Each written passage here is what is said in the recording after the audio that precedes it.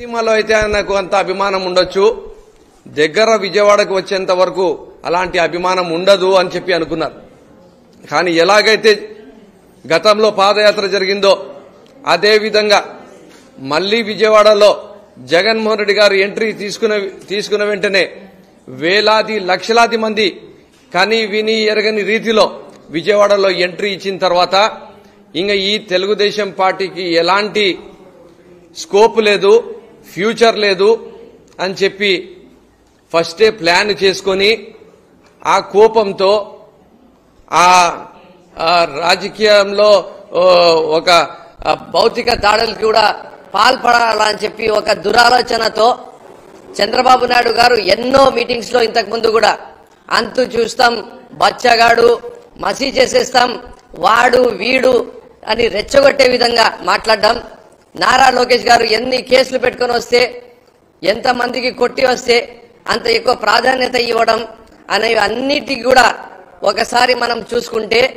ఓర్వలేక చూడలేక కక్షపూరితంగా చాలా ఆలోచన చేసి ఒక షార్ప్ షూటర్ తో చేసిన ఒక హత్య యత్నం అని చెప్పి కూడా చెప్పొచ్చు.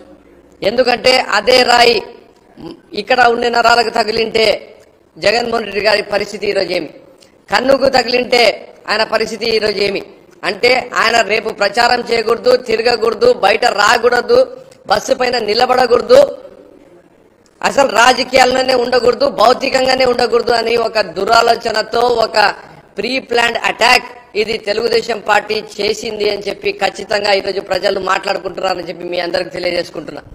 కానీ వీళ్ళు ఎవరు ఏమి చేసినా ఇక్కడ ఉండేది జగన్మోహన్ రెడ్డి గారు. ఆయనకు ఇలాంటివి చిన్న చిన్న ఈ షో పుటప్లు చేస్తే ఆయన బెదిరే మనిషి కాదు. కానీ ఏ రోజు కూడా ఆయన సమన్వయం కోల్పోకుండా ఏ ఒక్క మీటింగ్ లో కూడా చంద్రబాబు నాయుడు గారి లెక్కనో లోకేష్ గారి లెక్కనో వైఎస్ఆర్ కాంగ్రెస్ పార్టీ నాయకులకు కార్యకర్తలకు రెచ్చగొట్టే విధంగా మాట్లాడలేదు. ఆయన ప్రజాక్షేత్రంలో తేల్చుకుందాం, ప్రజల ఓటుతోనే మనము రాజకీయాలు చేయాలి, ప్రజలు మనసు గెలిచి రాజకీయాలు చేయాలి అని చెప్పి ఒక మంచి మనసుతో నడుస్తున్న నాయకుడు. ఖచ్చితంగా రాబోయే రోజుల్లో ప్రజలే తీర్పు ఇవ్వబోతున్నారు. జగన్మోహన్ రెడ్డి గారికి ఎలాగైతే ఈరోజు గుండెల్లో పెట్టుకున్నారో అలాగే మళ్ళొక్కసారి కూడా ఆయనకు ముఖ్యమంత్రి చేయబోతున్నారు. కానీ ఇలాంటి సంఘటన మరీ జరగకూడదు. జగన్మోహన్ రెడ్డి గారి పైన ఎంత కోపము, ఎంత అక్కసు, ఎంత జెలసీ ఈరోజు తెలుగుదేశం పార్టీ శ్రేణుల్లో చంద్రబాబు నాయుడు గారు పెట్టినారు అనేది ఇది వాస్తవం.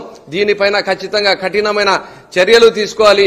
పోలీస్ డిపార్ట్మెంట్ కూడా దీని తెర వెనుక ఉండే వాళ్లకు కూడా ఎక్కడి వరకు పోయింది దీని ఎన్నికల ప్లానింగ్ అనేది కూడా ప్రతి ఒక్కరిని కూడా ముందుకు తీసుకొని రావాల్సిన అవసరం ఉంది అని చెప్పి కూడా నేను డిమాండ్ చేస్తున్నా.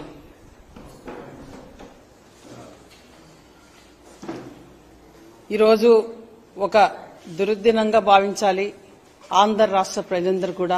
ఎందుకంటే మన గౌరవ ముఖ్యమంత్రి జగన్మోహన్ రెడ్డి గారి సంక్షేమ సుపరిపాలన, ఈ 5 సంవత్సరాల సుపరిపాలనలో ఆంధ్ర రాష్ట్ర ప్రజలందరూ కూడా ఎంతో సంతోషంగా ఆనందంగా పేద ప్రజలందరినీ కూడా ఒక దేశానికే ఒక ఆదర్శంగా ముఖ్యమంత్రి 5 సంవత్సరాలు పరిపాలన చేశారు. డాక్టర్ బిఆర్ అంబేద్కర్ గారి, పూలే గారి ఆలోచన విధానంతో ఒక స్ఫూర్తితో, ఒక ఆశయాల స్ఫూర్తితో ఈరోజు జగనన్న ప్రభుత్వం నడిచింది.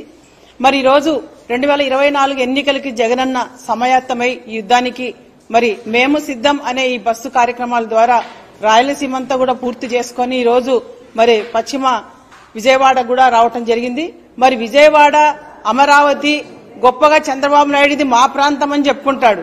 మరి చంద్రబాబు నాయుడు మా ప్రాంతం అని చెప్పుకునే చంద్రబాబు నాయుడుకి ప్రజలు ఎలాంటి తీర్పిచ్చారంటే అసలు ఒక జైత్రయాత్రలాగా, ఒక వెల్లువలాగా పెద్ద ఎత్తున వేలాది లక్షలాది మంది నిన్న జగనన్నకి తండోపతండాలుగా వర్షం వస్తున్నా, గాలివాన ఉన్నా కూడా లెక్క చేయకుండా ప్రజలు నిలబడి జగనన్నకి మద్దతు తెలుపుతుంటే ఇవన్నీ చూసి ఓర్చుకోలేనటువంటి చంద్రబాబు నాయుడు, ఈ కూటమి, పవన్ కళ్యాణ్, బీజేపీ ఇవన్నీ కూడా కుట్రలో భాగంగానే జగనన్నపై నిన్న హత్యాయత్నం చేయడం, ప్రజాస్వామ్యంలో మరి హింసకి తావు లేదనేది చంద్రబాబు నాయుడు గుర్తుపెట్టుకోవాలి. ఎందుకంటే చంద్రబాబు నాయుడు నేపథ్యం అంతా కూడా హింస, కుట్ర, వెన్నుపోటు రాజకీయాలే. ఎందుకంటే రామారావు గారి బిడ్డనిచ్చినటువంటి రామారావునే లెక్క చేయకుండా మరి వెన్నుపోటు పొడిచి ఆయనని హత్య చేసినటువంటి దుర్మార్గుడు చంద్రబాబు నాయుడు. అలాంటి చంద్రబాబు నాయుడు ఈ రోజు ఈ రాష్ట్రంలో పేద ప్రజల పక్కన ఉన్నటువంటి జగనన్నను ఓర్చుకోలేక ఓటమి భయం పట్టుకునే ఈ రోజు జగనన్నకు వస్తున్నటువంటి ఆదరణను చూసి వాళ్ళ గుండెల్లో రైళ్లు పరిగెడుతున్నాయి, వాళ్ళ గుండెల్లో వణుకు పుట్టే ఈ రోజు మరి జగనన్నపై దాడికి పాల్పడడం చాలా దుర్మార్గమైన చర్యగా ఆంధ్ర రాష్ట్ర ప్రజానికమంతా కూడా దీన్ని పెద్ద ఎత్తున ఖండించాల్సిన బాధ్యత ప్రజలపైన ఉంది.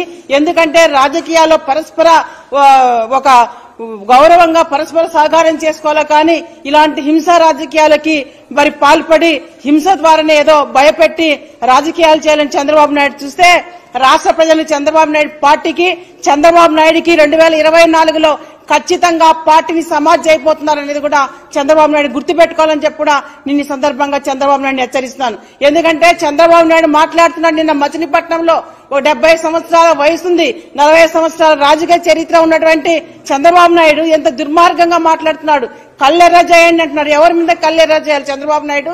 నీవు చేసినటువంటి దుర్మార్గమైనటువంటి రాజకీయాలపైన నీపైన ప్రజలు కళ్ళెర్ర చేస్తారు చంద్రబాబు నాయుడు. మీరు అది గుర్తుపెట్టుకోండి. జగనన్నని సమాధి చేసి సీసం పోసి కంకర కట్టాలని మాట్లాడుతున్నాడు చంద్రబాబు నాయుడు. ఎంత దుర్మార్గమైన మాటలు ఇవి.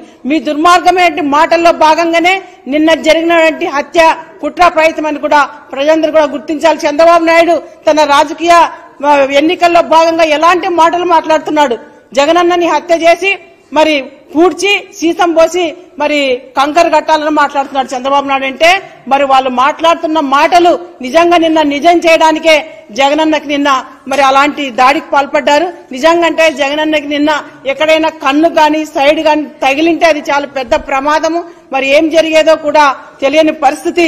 ఇలాంటి దాడులకు పాల్పడుతూ నీచమైన రాజకీయాలు చేస్తున్న చంద్రబాబు నాయుడికి యావత్ ఆంధ్ర ప్రజానికమంతా కూడా అన్ని వర్గాల ప్రజలు, మహిళలు, అక్క చెల్లెలు, రైతులు, విద్యార్థులు, మేధావులు అందరూ కూడా 2024లో ఖచ్చితంగా చంద్రబాబు నాయుడు నీచ రాజకీయాలకి, కుట్ర రాజకీయాలకి, హత్య రాజకీయాలకి బుద్ధి చెప్పి తెలుగుదేశం పార్టీని సమాధి చేయాలని చెప్పి కూడా నేను రాష్ట్ర ప్రజలకు విజ్ఞప్తి చేస్తున్నాను.